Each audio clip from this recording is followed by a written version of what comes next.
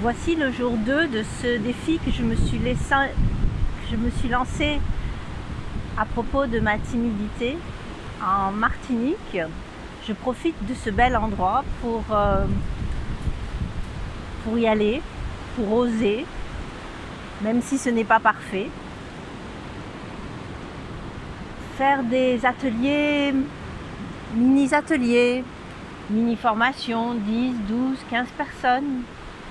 Et puis, profiter de ce soleil et de ce bel endroit, de la mer, que vous entendez peut-être, parce qu'elle est juste devant moi, du vent, de la chaleur, pour un dépassement de cette timidité qui est là depuis tant d'années. Aujourd'hui, j'ai envie de m'adresser à vous. J'ai écouté mon cœur ce matin et j'ai envie de vous laisser ce message. Vous vous réveillez le matin, si vous commencez à penser à vos problèmes, ces problèmes sont des circuits, des mémoires dans votre cerveau.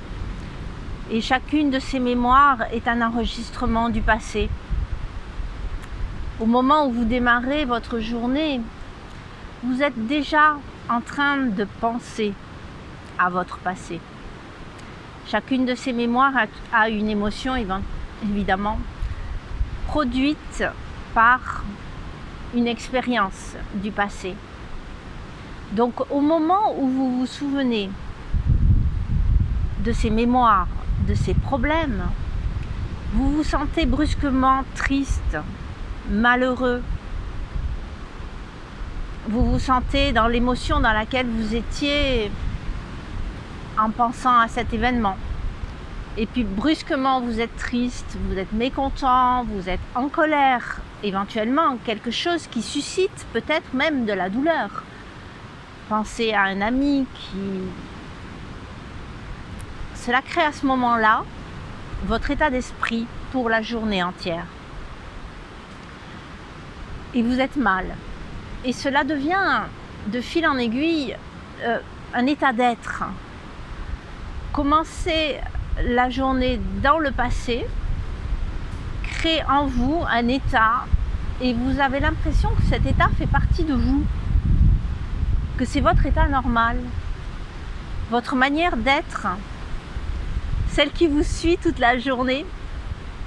Cela veut dire que ce passé familier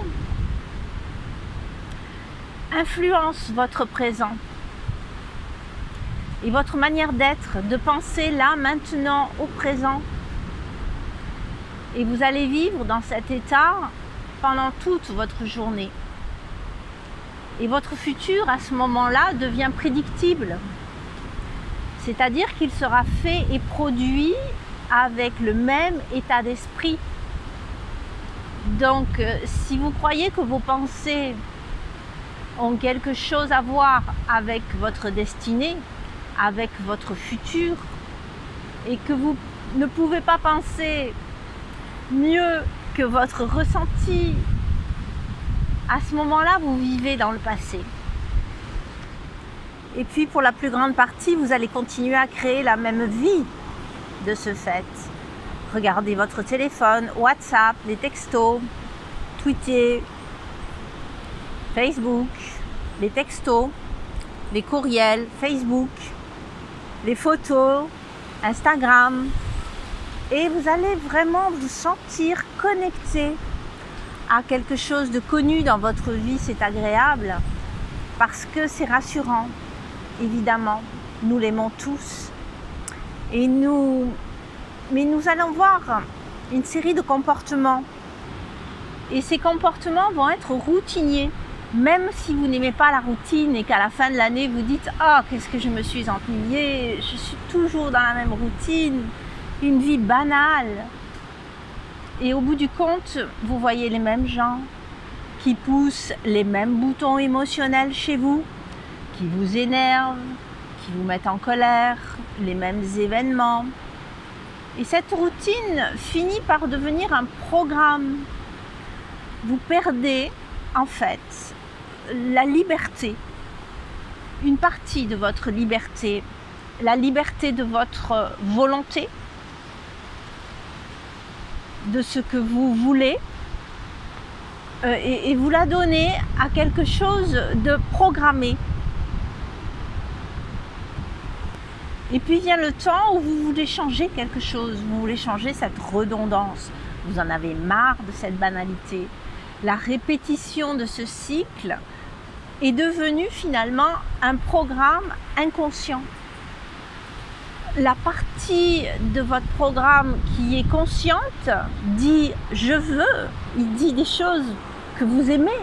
Il dit « je veux être en santé, je veux être heureux, je veux être libre, je le mérite ». Mais oui, vous le méritez, c'est certain. Et ce qui sépare le conscient de l'inconscient, en fait, c'est l'esprit analytique. Et c'est là que la méditation arrive, car elle est enseignée aux gens, elle enseigne aux gens une pratique pour changer des habitudes qui sont ancrées en nous. Et ainsi, pour arriver à reprogrammer facilement et sans effort, cela reprogramme notre système opérationnel à la base, à la souche de nos pensées.